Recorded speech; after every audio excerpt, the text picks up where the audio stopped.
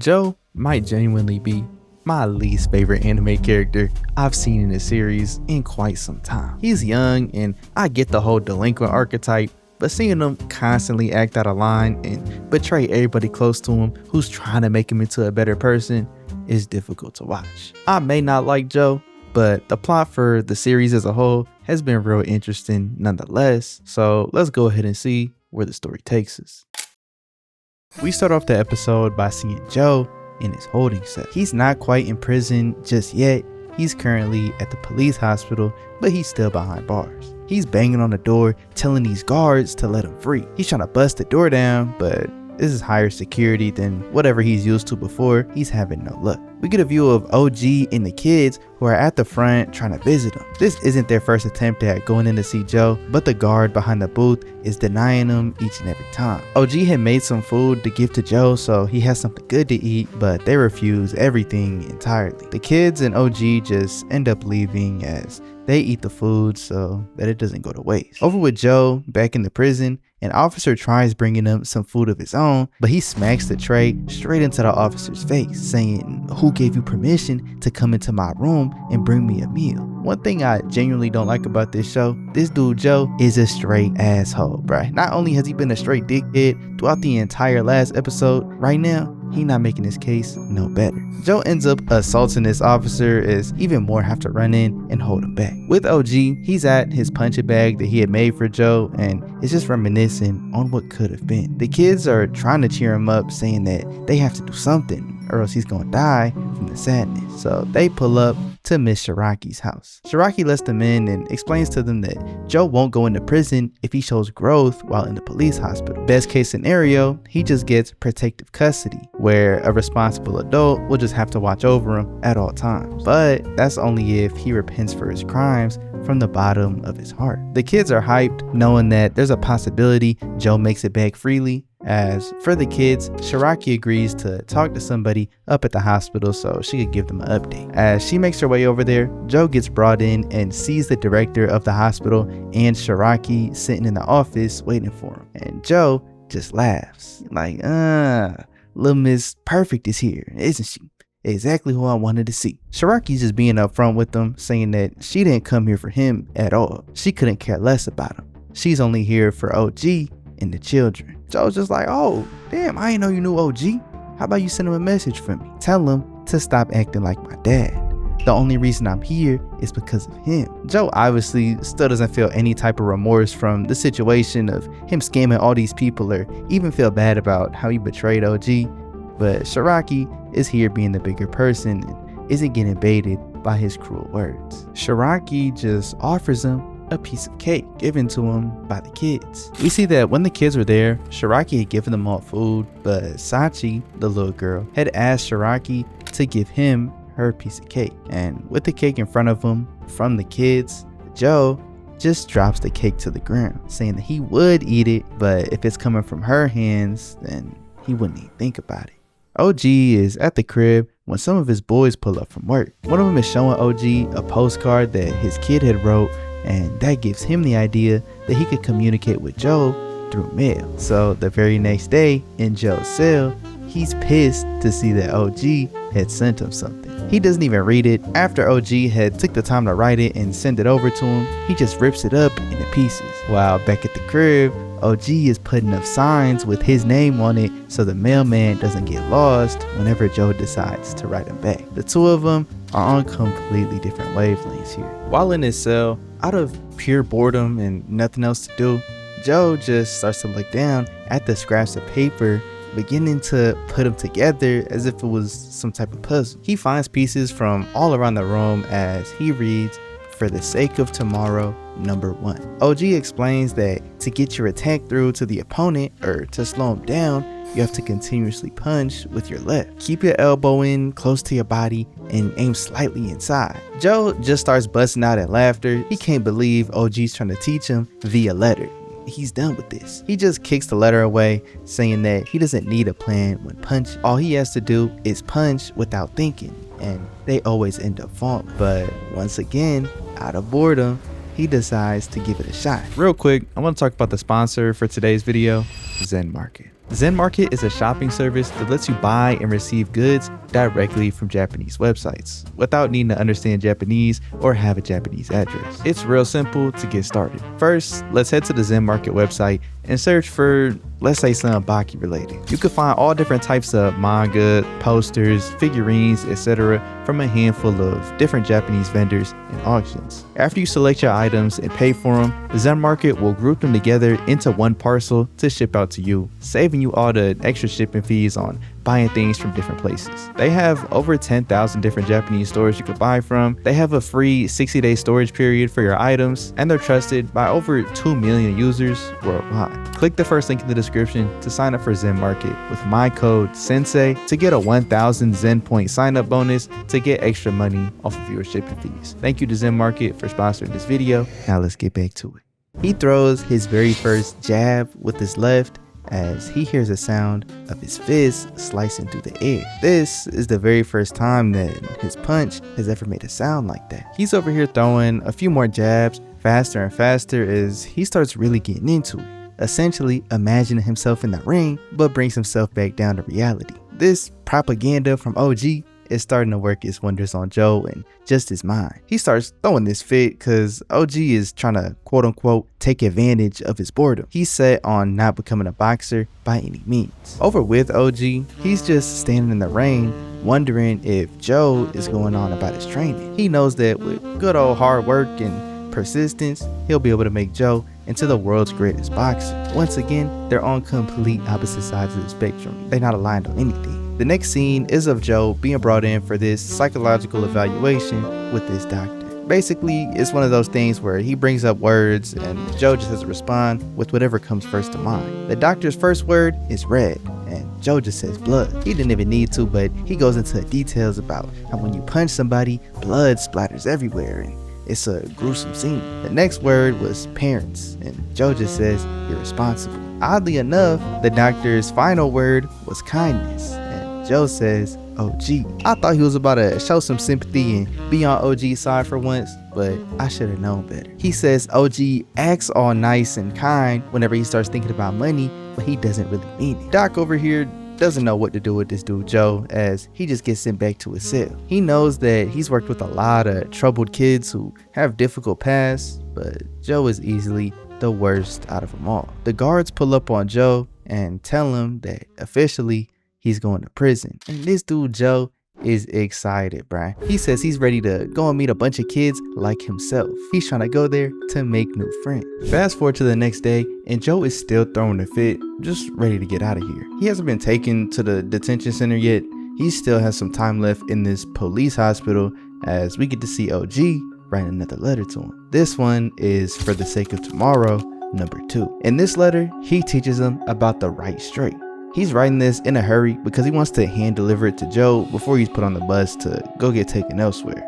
And fast forward to that exact time, OG and the kids all rush up on Joe as he makes it out the gate. OG's asking Joe if he read his first letter about the left jab and just hands him the second letter that he just wrote a few minutes ago. He's apologizing for the poor penmanship. He says that he wrote it in a hurry, but regardless, the information is still good. Joe just looks at this man dead in the eye and rips the letter in half as he grabs OG, telling him that he's got some nerve pulling up when he's the reason that Joe got locked up in the first place. He says there's no world in which he ever becomes a boxer as he gets dragged out by the police into the van and gets locked up. He tells OG that the first thing he's gonna do once he's free is knock OG's teeth out, and rightfully so. OG is at a loss for words. He can't believe what just happened.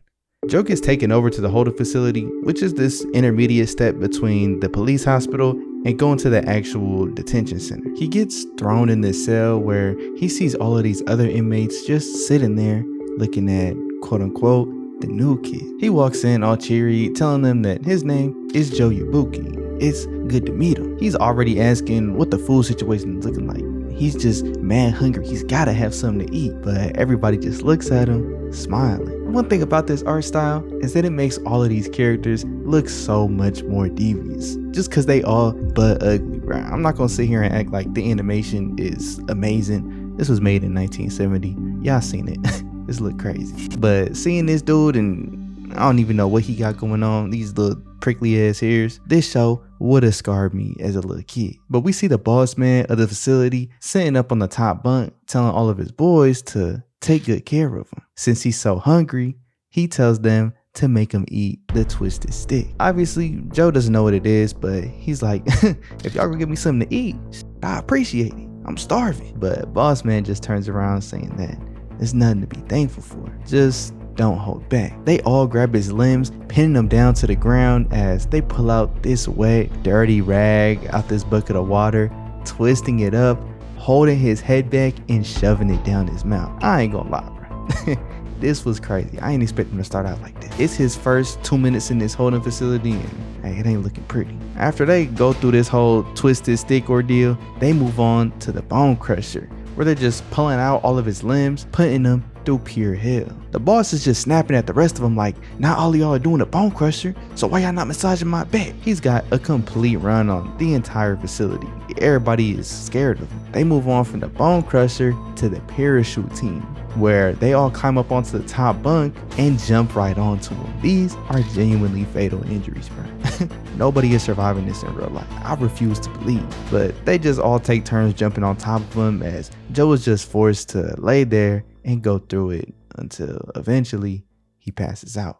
Back at home, we see that OG has resorted to drinking again. He's all drunk, being kicked out of a bar as the kids are just looking on at him, wondering if he's already given up on Joe. They're about to head back home, but Sachi gets the idea to go and meet Joe at the holding facility, and they're gonna keep it a secret from OG so Joe doesn't get mad once he sees him. OG is just stumbling back home, bottle in hand, as he's getting visions of Joe talking to him. This pretend Joe has just completed all of his training and wants to put in some work on the sandbag. But of course, this Joe isn't real. He gets brought right back down to reality as he begins tearing down this bag, not wanting to be reminded of Joe and his potential. He throws it in the river, heading back inside as he just passes out, thinking that he doesn't have anything else he can live for. Over with Joe, they pour water on him to wake him up as they start hitting this little parachute team move once again. But once the food guys pull up, they all instantly start acting on their P's and Q's. They give the plates of food to everybody as nobody's even worried about Joe anymore. They all just want their food. But seeing in the corner, Joe starts standing up. They're all surprised to see that after taking that much of a beating, he's able to get back on his feet so soon. But still, they're stopping him from getting his meal. They say that rules around here is that your first meal has to go to the boss, no questions asked. Joe's just like, damn, I wanted to save this until after we had a nice meal, but I don't even care anymore. He pours this dude's soup right on top of his head as he lets them all know he's completely pissed off. No matter what they do, they're not going to be able to calm him down now. He just posts up by the window as the boss isn't trying to hear none of that disrespect. He sends all of his little gremlins to go and fight Joe, but of course, they stand no chance. I'm not even surprised at this point. If he was able to take out this entire police force before coming here, he could take out these little ass kids. It's no comparison. But we see the boss man, who's different than the rest of these kids. He's got a hold on everybody here for a reason. He rushes Joe, but still, he gets taken down in one punch. Joe was really putting the work on this man, hitting him with these jabs that he learned from OG's letter. He sends him crashing into the ground, deliberately practicing his jab on dude's face as the officers, hearing the ruckus, come in seeing that Joe took everybody else out. Joe doesn't even care that the officers are here seeing this. He's just impressed that OG actually knew what he was talking about. He actually managed to teach him a pretty cool move. The officers just say that Joe needs to be taken to a private cell ASAP. We get a view of the kids trying to go see Joe, but the officer up front is telling them that they came too late. He's already had to be moved to his own private cell. They can't see him. The kids go back to OG's house as they realize that Joe is going to be imprisoned for a very long time. But out of nowhere, Taro asks OG what "for the sake of tomorrow" #1 means. OG's shocked to hear that coming from Taro because he didn't explain none of that letter business to the little kids. He knows that they must have heard it from Joe, and if Joe was saying it, then he actually read the letter. This lights a whole new fire inside of OG as he realizes that Joe hasn't given up. The kids outside see that OG's sandbag is in the river as they all work together to put it back up, while OG writes For the Sake of Tomorrow #2. This time, he's teaching them about the right straight. He says you have to put all of your body weight into your fist and retreat with that exact same speed that you struck with. The kids are outside doing this whole collaborative effort in order to put this sandbag up, and OG just finishes his letter up saying that Joe is finally beginning to learn the basics of a good fight. Fast forward to Joe's court hearing, and OG and the kids are there. They're here to figure out if he's for real going to be put inside of this detention center, and if he does, how long is he going to be there? As they take their seats, they can hear from outside Joe whistling, and the kids are automatically hyped. Joe kicks the officer through the door, walking in as cool as ever. I don't know who this dude think he is, but seeing the kids, he's happy to see him as well. He lets them know that they don't gotta worry at all. He's gonna be just fine. Also pulling up, we see Sharaki. She takes her seat as the two of them have this little stare down until the judge walks in. As he takes his seat, Joe isn't even paying attention to the judge. He's asking them if they could kick the rat out of the courthouse. But as the officer runs up to try and straighten him out, Joe grabs him, threatening that he's gonna cave his face in. Joe truly doesn't give a damn when it comes to any of this, and hey, I can't endorse it, but hey, that's his body, that's him. Shout out to Joe. The judge is trying to tell him to calm down, but Joe starts explaining that criminals are the only reason that the judge has a job in the first place. So really, he should be thankful towards Joe. OG and Sachi are pissed seeing Joe act like this. They know that with this behavior, he's never gonna be free. They want him to better his situation more than he does, and they can't stand it. The judge settles everything down as he begins to explain Joe's backstory. He says that as a young kid, his parents abandoned him and he was put into a very difficult situation for a kid his age. We get a flashback to seeing Joe run away from home, and as he made his way down here, he went through a ton of struggles, way too many struggles for a kid so young. But Joe interrupts by clapping. He's cutting off the judge, telling him that was a real great story. He sure did his research. But now the judge is getting into what Joe has done wrong. After coming to Tokyo, he's been on straight delinquent timing, as in this particular incident, which he's in court for, he lied to the media, causing this whole situation in which he stole a ton of money from a bunch of innocent people. He even brings up OG on how he got a job and used up his time in order to try and teach Joe boxing in order to get him on the right path. And while Joe seemed like he was into it at first, he even betrayed OG by deceiving him as well. And hearing this, Joe just can't stop laughing. The judge is slamming his gavel, but Joe is just going on. Nobody can believe their eyes, but finally, as things settle down, Joe just says this entire thing is a waste of time. He claims that OG only taught him boxing not to rehabilitate Joe or to try and make him a better person, but solely for money. He thought that Joe seemed strong and he could make a quick buck off it. They're trying to spin it like it was some random act of kindness, but it wasn't. He's laughing again, but OG interrupts him, saying that he's right. He just tried to teach Joe boxing in order to make some money.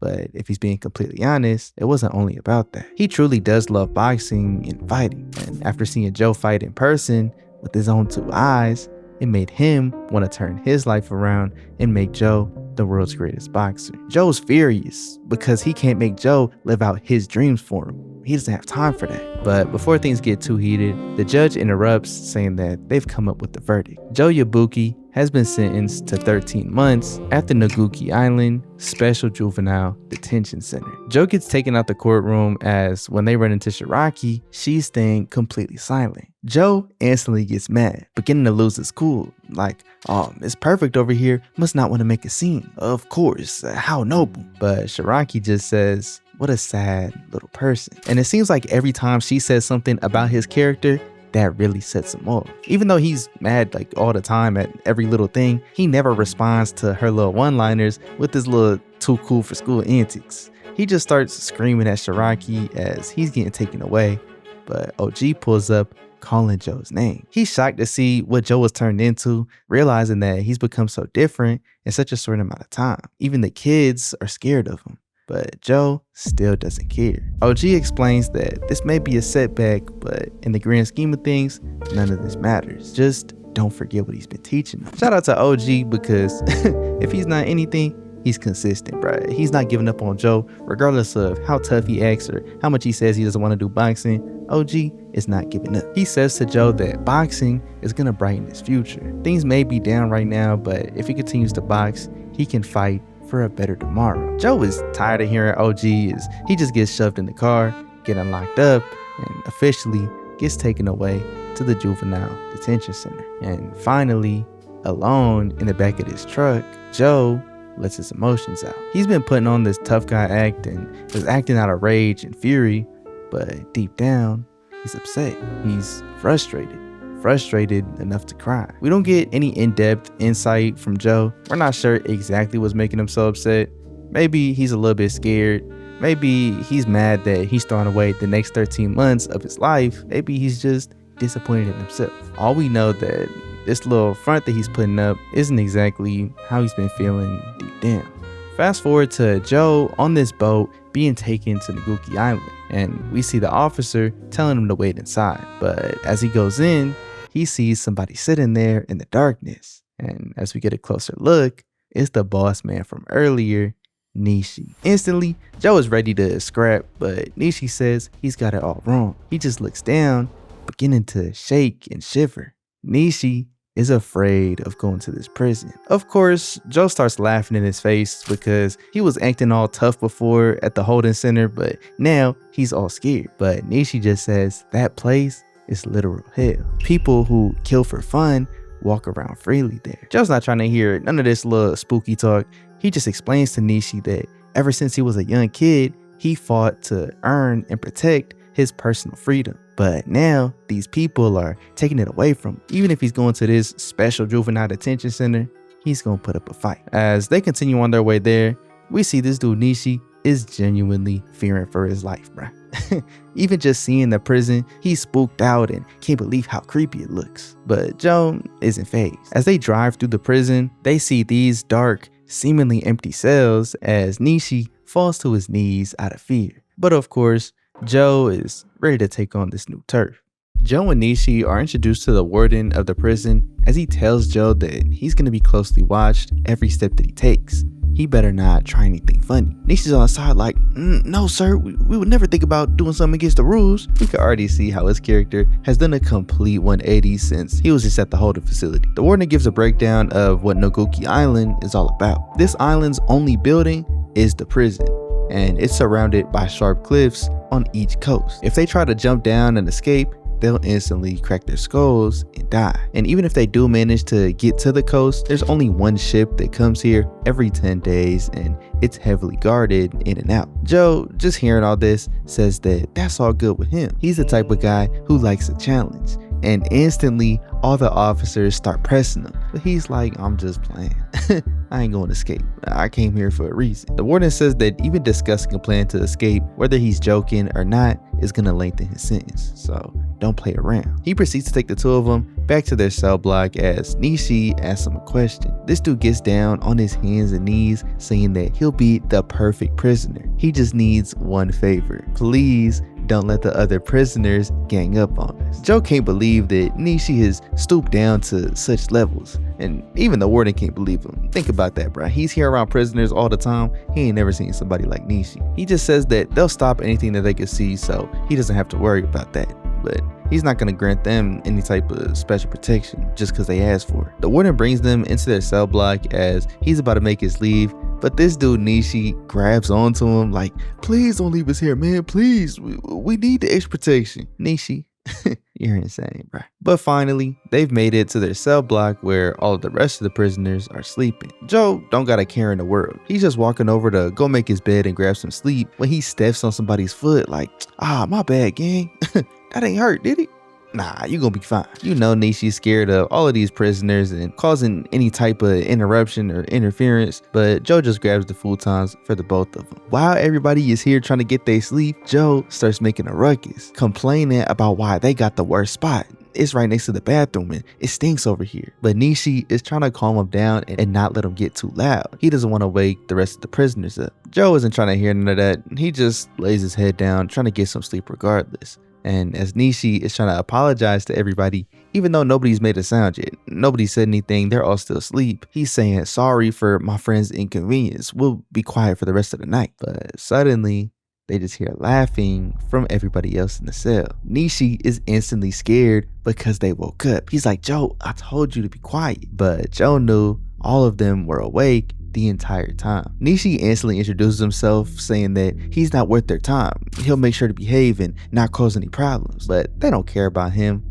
They ask straight for Joe. He starts putting on this little circus performance. He's talking mad loud, almost mocking them, explaining that he is a very free person. He did manage to get captured, but has escaped time and time again, and this time will be no different. His punch is so strong that it's led him through life up until this point, and he managed to pull off the scheme of a lifetime, but was eventually caught and put into this holding cell where he met Big Dude right here. And after his little court trial, he's been brought to Noguchi Island. He's asking if they have any other questions, if they heard all the details properly. But they all just stand up saying that was pretty good. But now it's their turn. They cut all the lights off as they start jumping these two in the dark. Of course, we know that Joe is strong, but against all of these people with nobody guarding his back, both Joe and Nishi get knocked out. We get this imaginary scene of Joe being knocked out in the ring. OG is there banging on the mat telling him to get up, but he just wakes up from his dream. As he walks out, he sees Sachi, who's upset because she's also been having this bad dream about Joe over and over. But OG brightens her spirit up, saying that this must be what they call an inverse dream. The two of them are having bad dreams about Joe, so the opposite must actually be happening in real life. And as we get a view of Joe's first morning in prison, everybody gets up, shocked to see that Joe had disappeared. Nishi is still there, knocked out, as they kick him to wake him up, asking where Joe went. They're all pressing my dog, but he doesn't know where he is. He's swearing up and down. But from the back, they hear somebody yawn. This dude Joe has stacked like 10 futons on top of each other to sleep in the very best spot. And the only way he was able to clear up that amount of space was by knocking out the other inmates. He has like 5 or 10 of them stuffed inside of this little bathroom, as he asked them nicely to switch, but they all refused, so he had to do it by force. Just looking at what Joe's already been able to do, Nishi just says he won't try and stop Joe anymore. He realizes that Joe is different. He's not like the rest of them. He's just gonna sit back and see what he can accomplish. The officers head in to do their morning check, as we see that the criminals here aren't afraid of getting in trouble with the officers. They don't act up whenever the guards are around because they don't want to worsen their sentence, or I don't know what punishment looks like here at this detention center.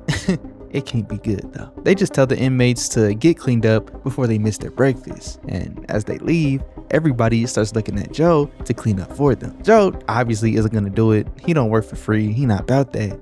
But Nishi, trying to save face and act nice in front of all these people, says that he'll do it. Since he's also a new guy, he'll go ahead and take care of it. But they kick him out the way, saying that they don't want a new guy to do it.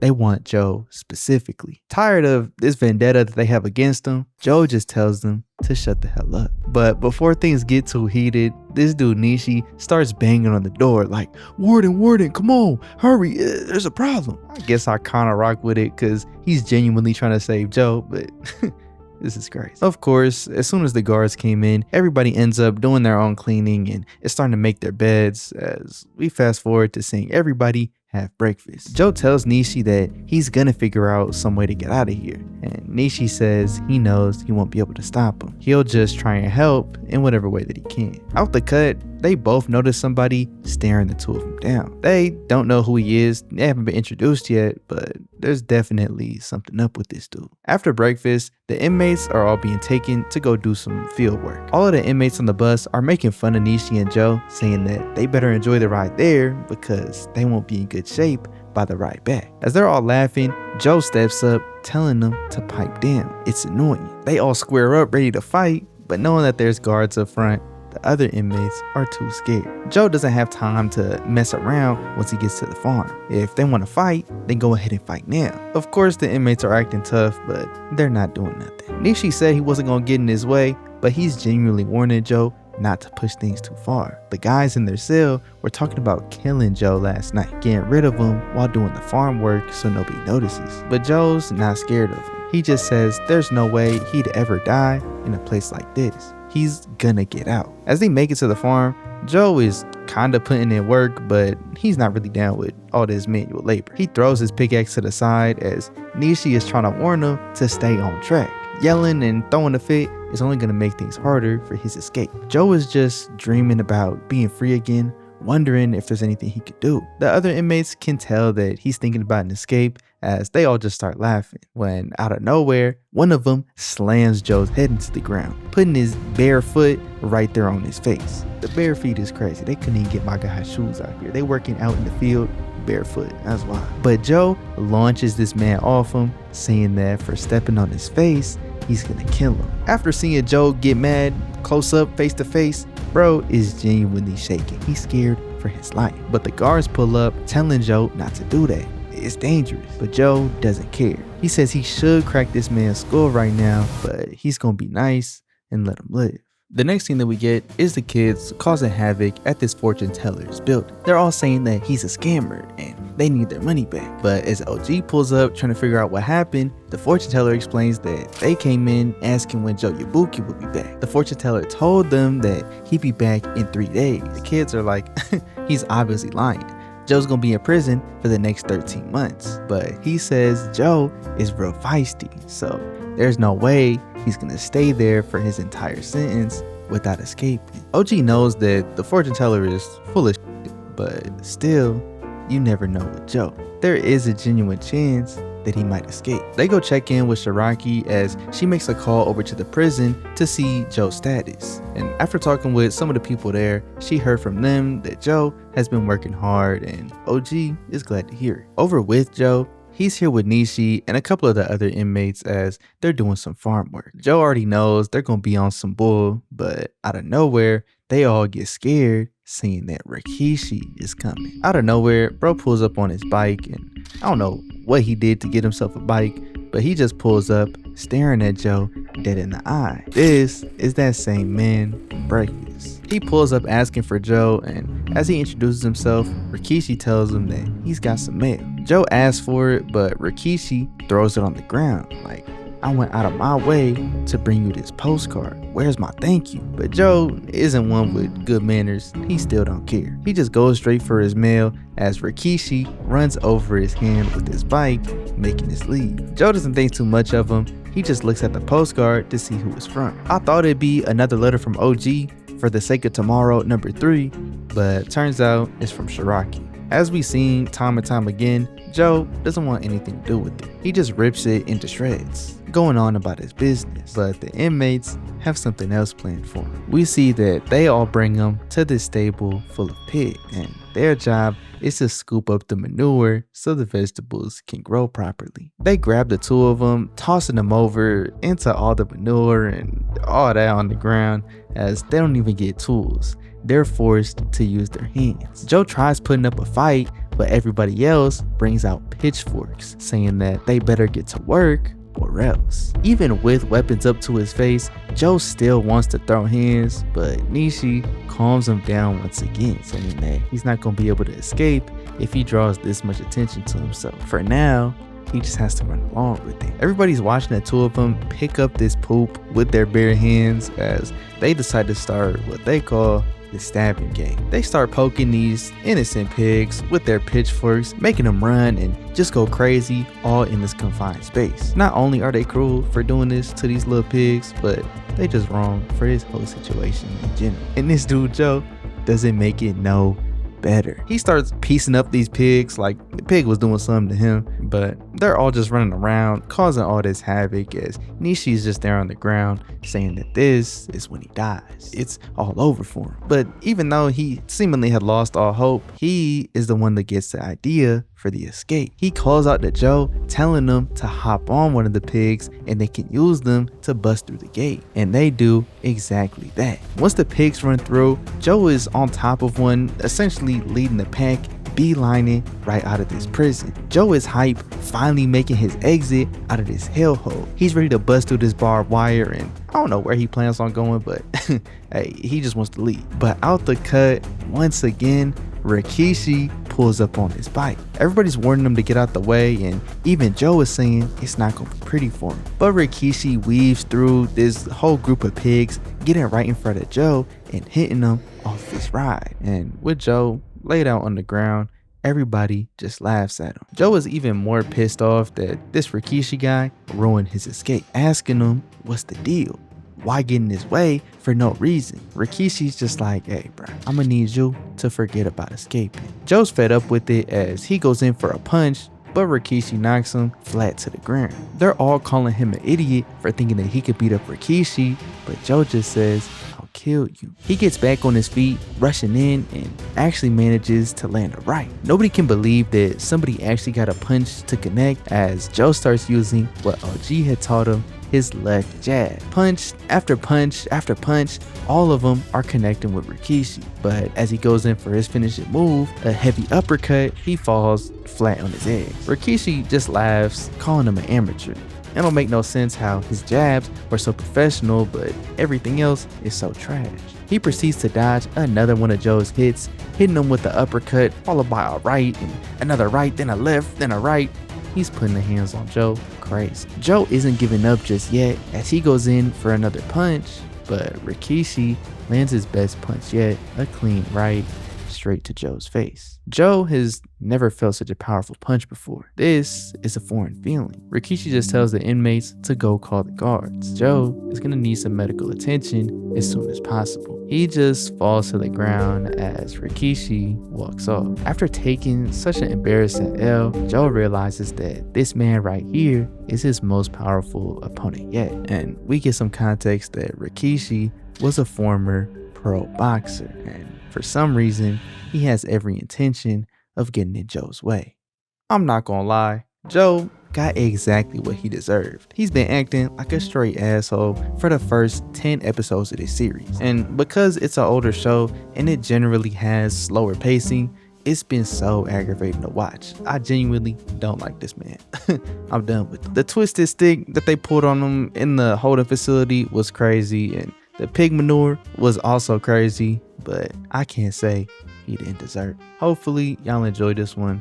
Let me know if y'all want to see more. I'm gonna see y'all in the next one. We out, bro. We out.